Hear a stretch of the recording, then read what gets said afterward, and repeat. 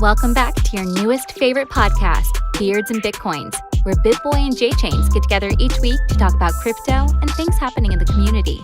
They will bring you some special guests and giveaways, so make sure you're subscribed. For all show-related news, you can find the guys on various social media outlets. Everything is listed on the official show Twitter account, @BeardsBitcoins. Now, without further introduction, two dudes that have beards, like Bitcoins, and want to talk to you about both, Bitboy and JChains. Hey guys, welcome to episode 33 of your favorite podcast, Beards and Bitcoins. I am your co-host, Bitboy, and that is your co-host, JChains. What is up? What's up? Hey, speaking of episode 33, that's such a good number. There have been some pretty outstanding athletes with that on their jerseys. So we got Larry Bird, Kareem. Was Barkley 33 or was he 34? He may have been 34. No, I'm really sitting here thinking of it. Yeah. Oh, and I can't forget, as a former Chicago guy, no tipping Pippin, baby. There you go. Most overrated basketball player in NBA history, in my opinion. That's cold, man. That's cold. That's cold-blooded of you to say. A lot of people don't like that. And we do have a guest with us today, Forrest from Hashoshi, but I'm just going to pretend he's not even there so I can go on my Scottie Pippen rant. All right, see ya.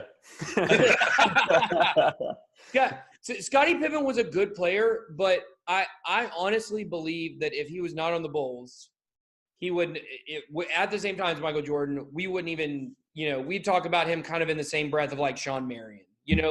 Someone who was good, like they were a good player, they're notable, you remember them, but – 0% chance he makes the top 50 players of all time without Michael Jordan. So a lot of people say like, oh, well, Jordan didn't win before him. Yeah, he needed that complementary piece, but and Pippen was a good all-around player, but I think Pippen's way overrated. We saw what he did when he left the Bulls. But anyway, this is not my sports podcast, IP Pod. I do have a sports podcast. But so we're joined here today by Forrest from Hashoshi or Hashoshi from YouTube, I think is your name on Twitter, right? Isn't that what you said? Right on, you got it. From the Crypto Tube. The Crypto Tube. So Forrest is a developer. He's done a lot of interesting stuff in the space. So we're gonna be picking his brain here in a little bit regarding. I want to talk about Cardano. I want to talk about Tron. I want to talk about Ethereum, and these are all. I think you've worked with all of these in some respect. I mean, Cardano, I don't think is actually workable right now. But am I wrong on that? It's like halfway there in terms of all the infrastructure. But they've got a lot done in the last year, so I've enjoyed it with Cardano. Yeah, well, they're on, they're tracking with their roadmap, which is important. But we'll talk. I got some stuff I want to say about Cardano. I've been wanting to get off my chest. I've been having this conversation with some people recently, so I want to get your perspective on it. But before we do that. It's that time of the show where we do our Monarch Crypto Twitter shout out, which is really interesting because Monarch has had some big news this week. Did you hear about it, JChains? Big news. Yeah. Big news. Double big news. Number one, they're crushing it. They're crushing it. And we're hopefully getting Beatles on the show maybe next week to kind of follow up with some of this. But they're working with TOTL, TOTLE. I haven't actually looked into what that is. I believe that has something to do with their ability to do ERC20 swapping inside the wallet now, which is something they've just added. And then also they've added Bitcoin Cash and kind of a controversial move. Roger Ver has been added as an advisor to Monarch. So definitely that's something I'm digging into right now, find out a little more about. We're going to try to get Roger on the show at some point.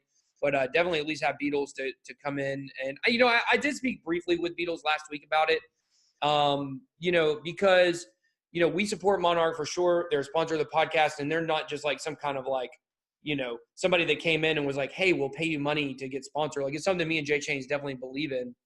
But when I first heard the news, people have certain perceptions about Roger Ver, no question about it. And, Beatles told me is like, there's hardly anybody in the space who's done as much for crypto adoption, as Roger Ver. It's just the problem is, go ahead, JJ. I was gonna say absolutely. Like him or hate him. He's just a big name. He's done a lot. Even if you don't like Bitcoin trash, he's still he still has done a lot, like you said. So yeah. Agreed. Well, and I also think that for the longest time until Craig Wright did him the biggest favor in the world by making himself the #1 villain, no matter what he did, I think he was going to get hate for it just because of what he was associated with. So I don't think he's a bad dude per se. Just no, and you know, we hope always the best for our friends, right? So like this is big. It's big for Monarch. It's big for Crypto Beatles. So I mean, congratulations to that. And you know, we'll see how all of this goes. Yeah, I always like to be positive and say, prove me wrong. You know, there you go. Yeah, and I think, like for me personally, the reason why I have the biggest problem with Bitcoin Cash and with Roger Ver, and Roger Ver is not someone that I would steer away from having on this podcast. I would talk to Roger Ver. You know, some people would say that's legitimizing him and giving him a platform and yada, yada, yada. I don't think he's on that same level of where I would put Craig Wright and definitely a few other people that we've already decided that we're not going to say who they are, but who we would not have on the podcast. But, you know, my issue is just kind of the manipulation around the Bitcoin handle, the BTC subreddit, and Bitcoin.com. So that really rests most of my issues I have with that. So we'll see what he says. Hopefully we can get him on the show, like I said, and kind of get down to brass tacks about what this means for Monarch. But, I mean, the fact is Bitcoin Cash has been pumping over the last couple of weeks, and people have made a lot of money. Man, markets are exciting right now. But I guess before we get too far in the weeds here, let's go ahead and do our shout-outs. I'm going to go first this week because, you know, I may hold the door for you, but I'll take any chance to speak over anyone. So, and you never go first, so it's good. It's like a special thing for you. That's what she said. Okay, so Gary Leland, we're gonna try to have him on the show soon. Talk to Gary while we were at Bitcoin Ben's meetup, which was really fun. Man, we killed it. We had such a great time.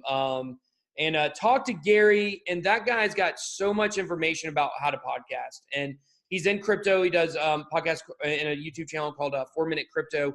Also has a show called Crypto Cousins. Maybe you guys have heard of.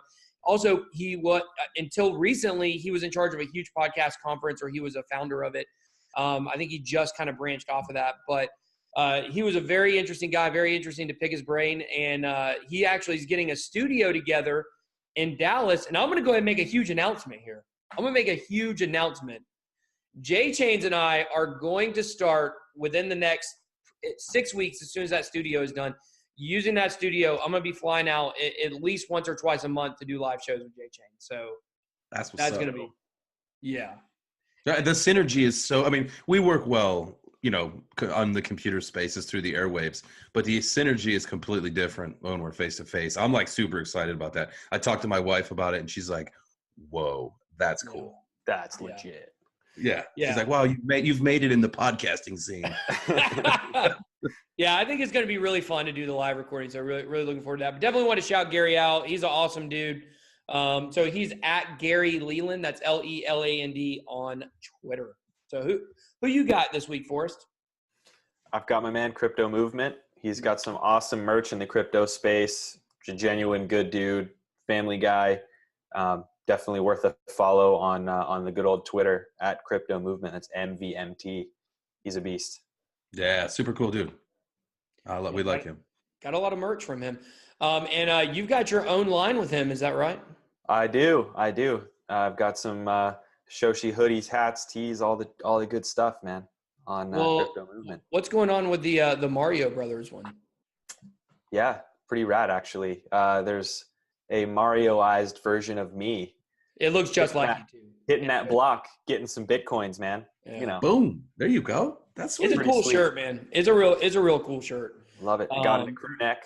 I'll even wear it in the summer and I'll sweat. Ooh. That's what we do. Working hard. It's sweaty weather down here already. Yeah. It's warm today. Today was tough here. Having some issues. So what's up with you, JChains? Who you got this week, bud? I'm going to shout out somebody that I got the chance to meet this weekend at the event myself, or we did as well. We she was at the meetup on Thursday night, and then out in Blanco all weekend. Amina Watala. Amina is super cool. Has a lot of really interesting perspectives on some of the stuff that's going on in the space and in the world. She is a crypto person. She's an educator. She's a teacher, I believe, an artist and a healer. She does run meetups there in Ottawa, in Canada, where she's from. Canada. Yeah. You know what I told, and she was taken on Twitter, man. I totally missed it, but she was handing out to some of the peeps out there maple syrup, pure Canadian maple syrup. Beautiful. Oh, like you put on pancakes? That sounds so good. I misread it. I thought it said scissor, and I was like, I probably shouldn't get on that purple drink, you know? Yeah, that's probably not. So you can find her on Twitter at crowdfluence1. Super cool. Same, she's worth a follow and get some perspective from her, because there are some interesting ideas she's got floating around. So yeah, and I tell you, we had a heck of a time at karaoke on Saturday night with Amina and Crypto finally, and the production crew of the shootout video, JChains and Crypto Stash. We had a really good time on this trip. Big shout out to Crypto Stash too, man. Like he stayed with us, or he actually got the place we stayed, and we stayed with him really in a way. But we got a podcast coming out with him that we filmed while we were gone. It's probably maybe already out by the time you guys see this. Don't know exactly, but really interesting stuff. I just had make sure you watch the video of that one, because Bitboy was rocking. And if you saw the picture on Twitter, this is what he was rocking for that podcast, was a real cowboy hat and some shades. I mean, he looked like Hank Williams Jr., no doubt. Right on. I'm going to be honest with you guys. I've been listening to country music ever since I got back. I'm ready. I told my wife, I said, I finally found myself. I'm ready to be a cowboy. And somebody made a post on Twitter, and they said, if you're not a rancher or a farmer, you can't, God, those people on Twitter, that's a whole different subject. You can't really wear a cowboy hat. So you know what I'm going to do? I got a new dream. I'm going to get a freaking John Deere. I'm going to move out to the country, and I'm going to become a real bona fide cowboy. I've decided. Boom. This is happening, guys. Your Bitcoin retirement fund will work for you, brother. IOST retirement fund. So, there you go. Yeah, well, let's move on to talking about what Forrest does. So tell everybody just kind of a brief 30,000-foot view of kind of what you do in the space. 30,000-foot view, crypto all day, every day. I do development. I do DApp development every day, full time, with clients all across different industries, and then on whatever time that's left over, I create content on YouTube on my channel, where I partake in some crypto Twitter action as well. Loving it. Yeah, that crypto Twitter has been brutal this week. Oh, man. Crazy, man. People are like salty again. I think that they were expecting, to moonblast. I mean, things are going well, but people got pissy again. That's not what it is, man.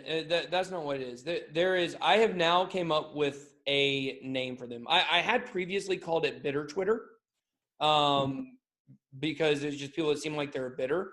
But I've now moved past that, and I've now decided to call it emo Twitter, because that's really what it is.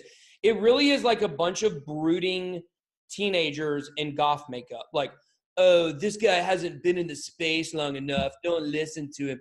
Oh, this guy, he doesn't even really know how to trade. So since he doesn't know how to trade, or he doesn't actively trade, you can't take his opinion seriously. Oh, this guy, he's got Twitter followers, and he makes money in crypto. What a terrible person. Like, that's really what they sound like. They all sound like basically Eric Cartman dressed in goth. And so, that kind of sentiment is not going to play well in the bull market at all. No, so, people won't go for that. It's just like I talked about with Chico Crypto. Nobody can stand that guy. He's a cancer in the space for 100%. But he, his whole shtick of like calling every single coin a scam, like that works great in the bear market. You're going to get clicks out the wazoo. But in about 6 to 8 months, when those coins have all 10x'd, or a year, whatever it is, like everybody's going to be pulling up the snippets. Wait, you said this was a scam. I didn't invest in this because you said it was a scam, even though I had a working product at the time. And he's actually been back and forth with Charles Hoskinson, which kind of leads into something I want to talk about with Cardano on the development side, which is, Charles Hoskinson basically said that, what Chico was doing was like just basically clickbaiting everyone when he was talking trash about Cardano. And, for your average person who's not a developer, I mean, like, I can't dig into code and be like, oh, this is a legitimate project. But I want to know what your thoughts are on Cardano, Obviously I know it's not a scam, but do you think that it's going to be able to live up to what everybody's thinking it will be able to do? Well, this is my opinion. I think Cardano has a lot more done than people give it credit for. Is it the most glamorous thing in the world to have, a base level working product, a virtual machine that runs, Solidity smart contracts and, the basics, and then a really general, they do actually, there's a KVM virtual machine that runs Solidity. So you could deploy Solidity contracts over. I didn't know that, but the underlying language of Cardano is not going to be Solidity though, correct? No. So they've invested a lot of time and a lot of effort into their contracts platform called Plutus, which is based on a Haskell programming language. Right. And they've taken a different approach than Ethereum. I mean, they obviously, every platform, Tron, Cardano, every single one that's claiming to be, a V3 blockchain platform took a lot from Ethereum. So for that to be used as a criticism against these projects is just baffling to me, because that's the whole point. You learn from the mistakes made by the person who did it before you.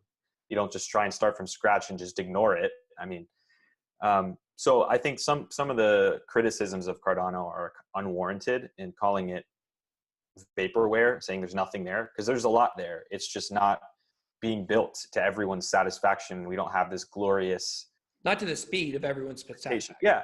I mean, good quality code takes time. A platform that has to work the first time, because people aren't patient.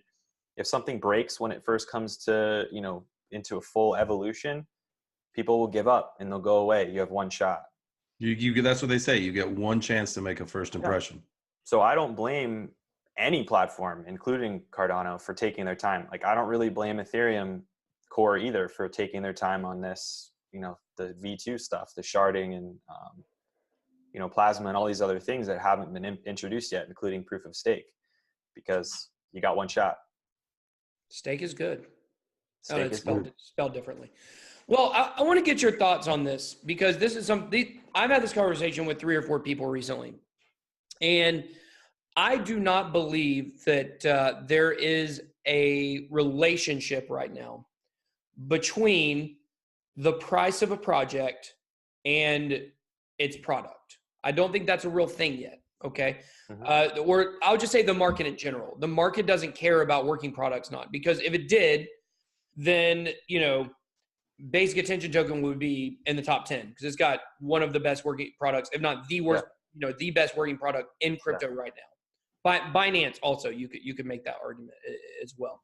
So if we go back to the price in 2017 to where they are now, obviously now we're on the move back up, it looks like, but we're much further down in production. Charlie Lee actually just said this week he believes that the bear market has been incredible for the development of crypto. So it proves it. We can prove it that there's not a strong relationship between product and price. However, when we go on this next run, I believe Cardano is going to pump. And this is reverse from what I actually felt at the beginning of the year. I think Cardano has a great opportunity to pump as high as almost anything. And the reason why is because it does not have a working product at all. So you look at Ethereum, right? People have started to lose confidence in Ethereum for many different reasons. One of them being that, we've already seen that it can't scale. Now, could it now, if it was handling the same transactions, maybe better? But we've seen it. We've seen it fail, Tron, we've seen the transactions. Tron's doing incredible. Transaction value is really, really high. But people look at that and they say, oh, well, it's got so many transactions. Those can't be real. There's some of the dApps that are scams. So there's things that people can poke holes in it with. Same thing with EOS. I call it EOS. Everybody calls it EOS. I like to say EOS. With EOS, obviously problems with Dan Larimer, talking about starting a new project, problems with the voting, with the centralization. There's a lot of stuff people can poke holes in. With Cardano, there's nothing that people can poke holes in other than saying, oh, well, it's slow developing. We can't poke holes in the product itself. So what do you think about that? Do you kind of agree with that? Do you see it differently?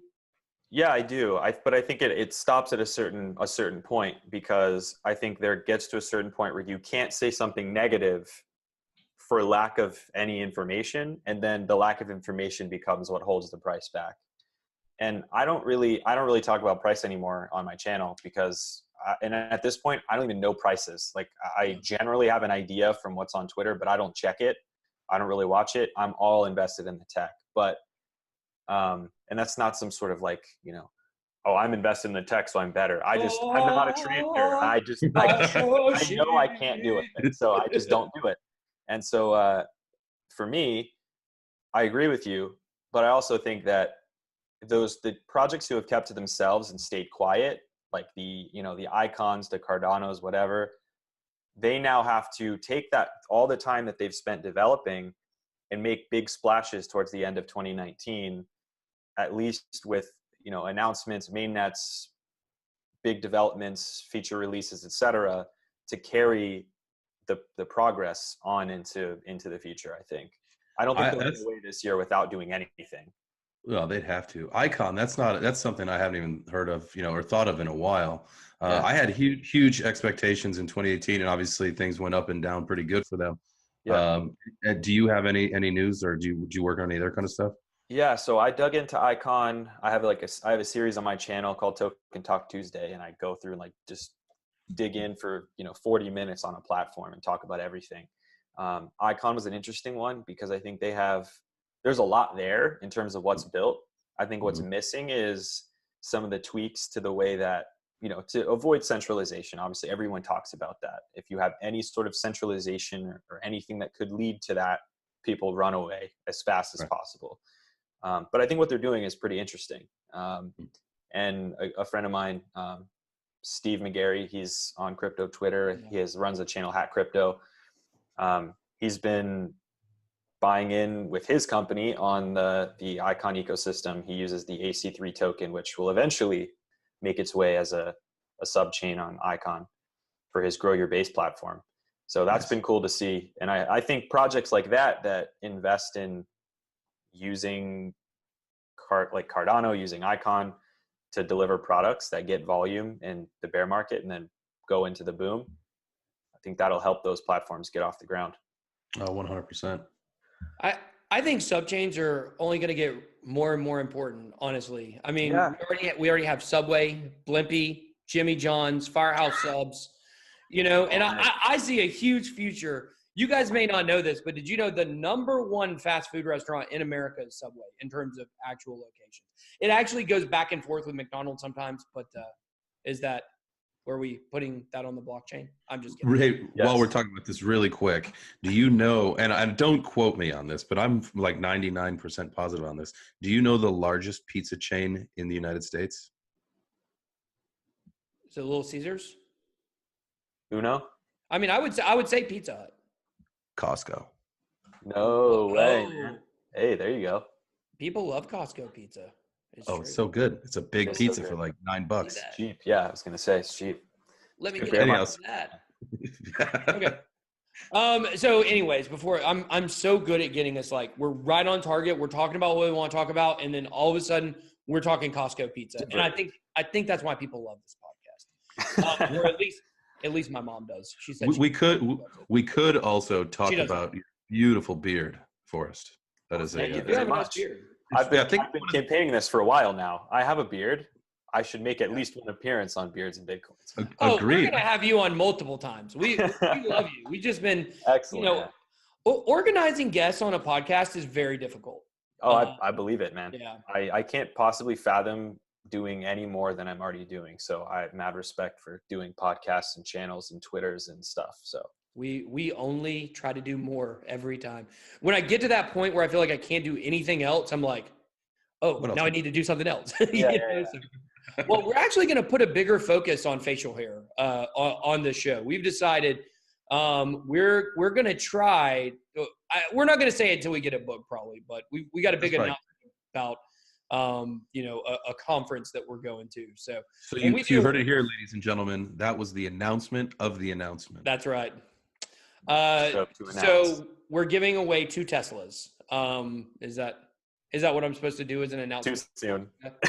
Too soon. Lambos. We'll give away Lambos. You go. Yeah. There you go. Now we're talking. Did you win that from Stash on his contest? So anyways, guys, so I want to talk about another project that is dear, dear, dear to my heart. And you haven't released your full video on this. I know you're working on it, but I did want to get your opinion. We're always talking about Ethereum versus EOS versus Tron. Those are the three working platforms that have dApps. People know. Neo has some stuff, but it doesn't get included in that upper echelon. And we now have IOST that has launched its mainnet, and we're actually they're going to be on our podcast next week, which maybe I should have told my partner that. Justin, that would have been JChains. They're going to be on our podcast next week. Oh, hey, that's exciting. Yeah, well, thank you. That was all JChains, guys. He's the one that arranged that and made that happen. So, but yeah, so IOST is going to be on our podcast next week, and I know you're doing a video on them very soon. And I have a node on the network. It's a partner node, so I'm currently number 42 out of I think there's about 200 elected right now. So doing pretty well. Super excited about how things are going with IOST, and just want to kind of get your just initial thought on it. Do you think it can compete with these other platforms? Yeah, I think slow and steady wins the race on this. Again, taking lessons from those who have done it already. Maybe you learn that from Ethereum, you need to go for sharding right off the bat. Mm-hmm. They took that to heart. They started doing that and built it into the core framework of their protocol. Take consensus. They have something called proof of believability, which really focuses on what you contribute to the network as your overall weight in the consensus process, rather than just your dollar amount, your value. Right. I think those things are community first sort of developments that I think are smart. And then, the fact that they're reaching out to, folks like you that have a community of people that watch videos and, want to interact with you and actually get to interact with you directly. That's a good way to reach the community. Because this is one thing that I've thought about a lot. I think it's difficult for projects like Ethereum to actually have community outreach, because Vitalik is like a god in the space. Mm-hmm. Centralization. People love centralization as much as they talk about how decentralization is king. They look to Vitalik as king, and then all the core developers are quiet. They're behind the scenes. They don't really talk. They don't do a whole lot. They're not as active. Some of them are. And the community then feels like they're in the dark about what's going on, right? Because they're like 3 layers removed from what's actually happening. So by putting content creators and people that just like normal people in front of the project and help pushing it forward, I think is smart. Make the community the primary target.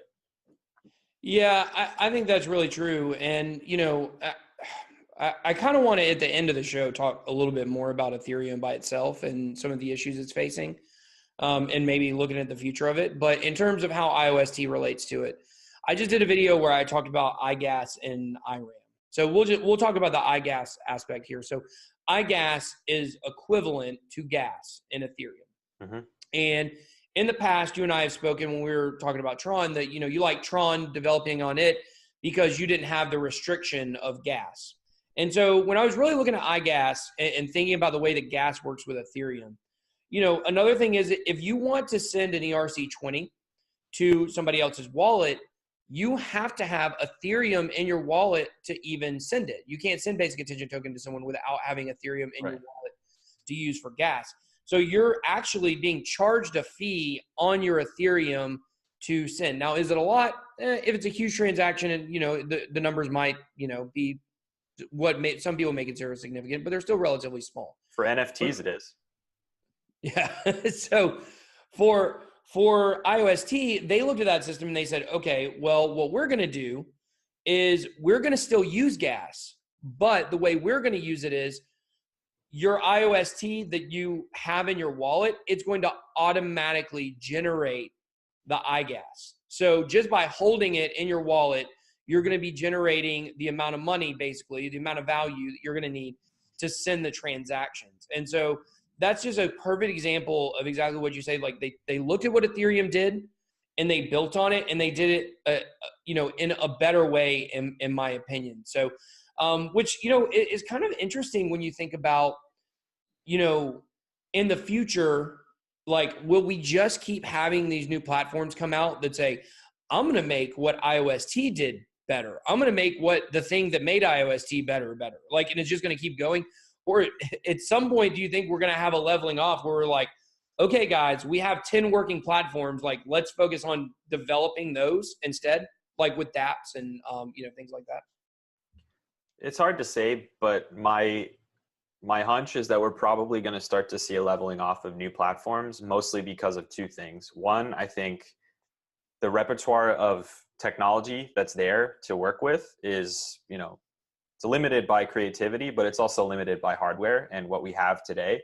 So over time, like a long time, we might see new platforms, but we're more likely to see the big ones that exist today and really get market share in terms of dollar value and just people using it. They will have the resources then to bring in other talented people to help make that platform better rather than create separate ones.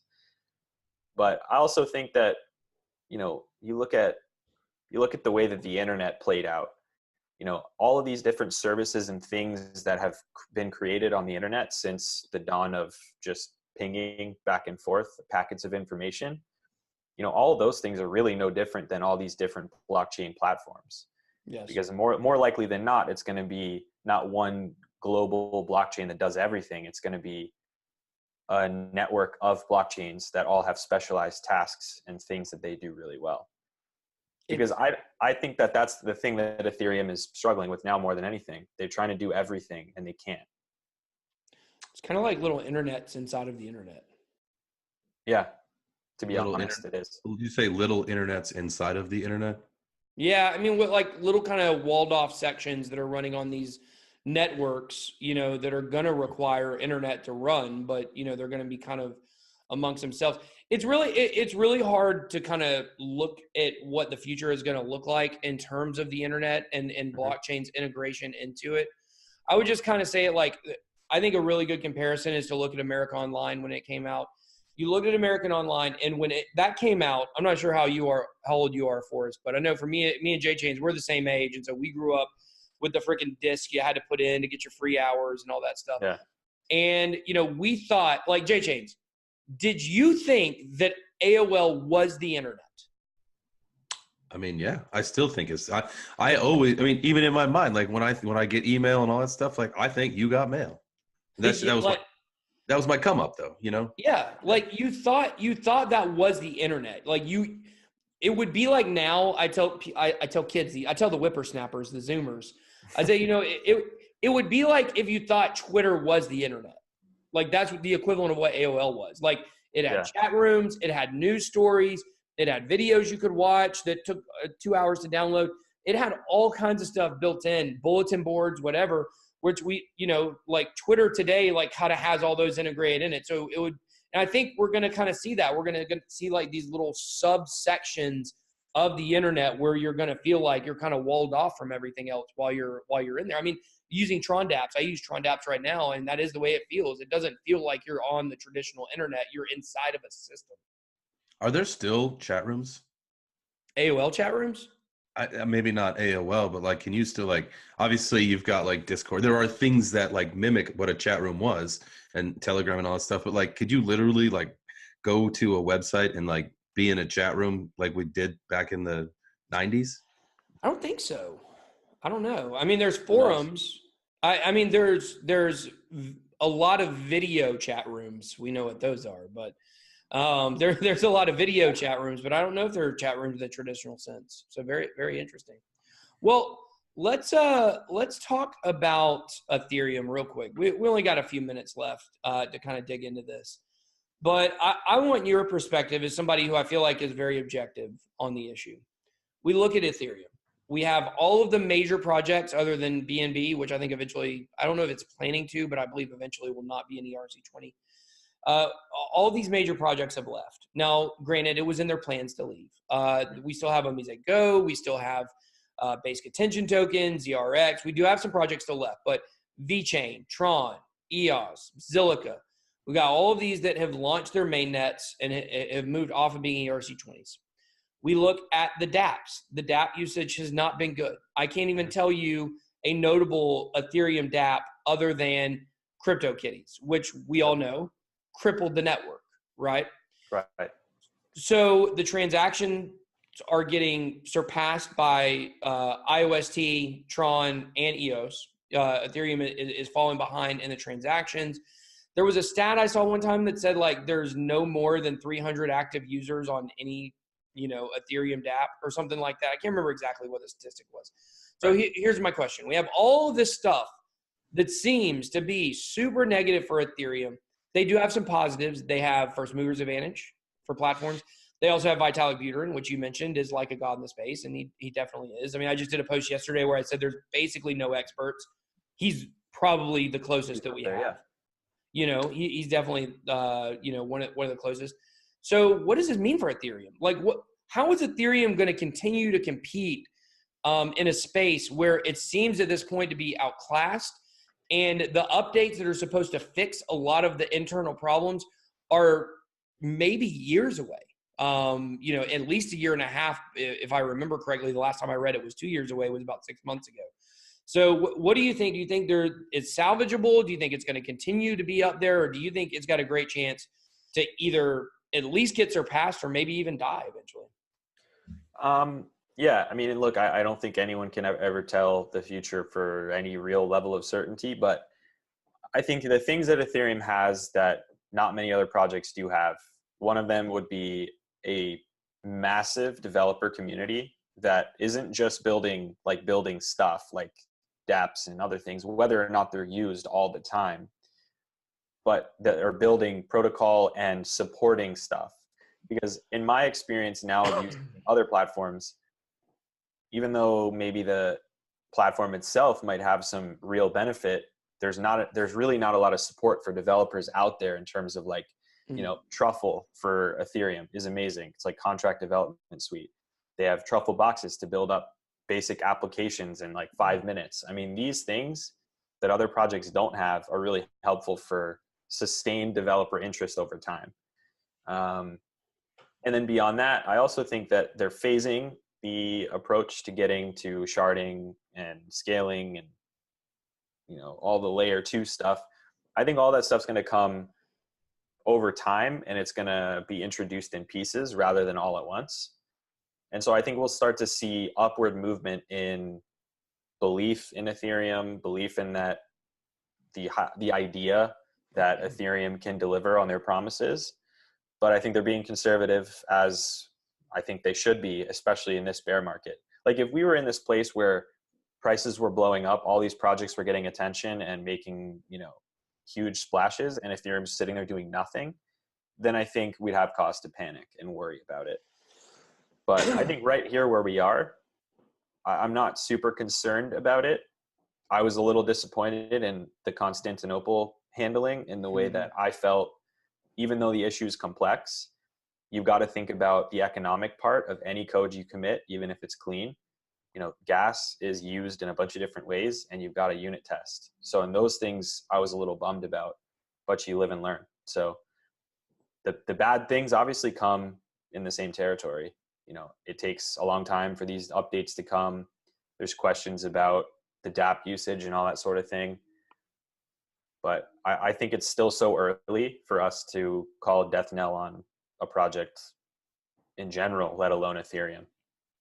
What would you say in your, because you are a developer of dApps, what would you say is probably either your favorite genre or maybe even your favorite DApp that you've seen, maybe had a hand in creating, or anything along those lines?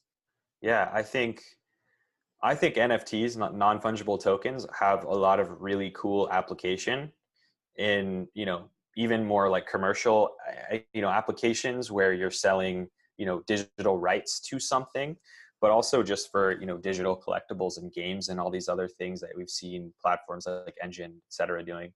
I think those sorts of dApps are really fun for me. I built a test NFT, like ERC721 token dApp fairly recently, and it was so much fun. A challenge, but it was fun. But that's where you start to feel the scalability problems and the gas issues. Yeah. Because those contracts are monsters, and dealing with that size of data on the public Ethereum network is expensive, to say the least. And these things are so simple right now. These dApp, they're barely functioning. Like you click something, it takes you a little bit longer. It's not automatic. That's, what comes with, it's kind of like back when the internet, first became popular, and, it took 2 hours to download a video, or even longer in some cases, When those photos you downloaded would go a line at a time? Oh my gosh, that was crazy. Insane. And now if it doesn't load in at like exactly half a second, I'm like, all right, I'm out. Yeah, exactly. I mean, for real, Yeah. So I think we are. Have the instant gratification. Yeah, I agree.